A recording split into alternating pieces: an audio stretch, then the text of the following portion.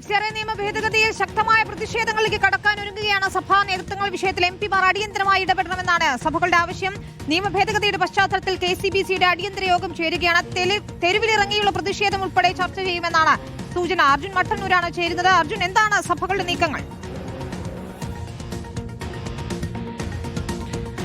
വിനീത, പ്രത്യേകിച്ച് കേരളത്തിൽ FCRA നിയമ ഭേദഗതി വരുന്നത് ഒരു തിരഞ്ഞെടുപ്പ് കാലത്താണ്. അതുകൊണ്ട് തന്നെ ഈ തിരഞ്ഞെടുപ്പിൽ അതൊരു പ്രധാനപ്പെട്ട വിഷയമാക്കി ഉയർത്തിക്കൊണ്ടുവരും. ആ തരത്തിലുള്ള ചില സമ്മർദ്ദങ്ങൾ കൊണ്ടുവരാനും ശ്രമിക്കുന്നുണ്ട് ക്രൈസ്തവ സഭകൾ. അതോടൊപ്പം തന്നെ ഇത്തരത്തിൽ അതിനുശേഷം ഈ നിയമസഭാ തിരഞ്ഞെടുപ്പ് കഴിഞ്ഞാലും ശക്തമായ പ്രതിഷേധത്തിലേക്ക്, ശക്തമായ സമ്മർദ്ദത്തിലേക്ക് നീങ്ങാനാണ് ക്രൈസ്തവ സഭകളുടെ തീരുമാനം.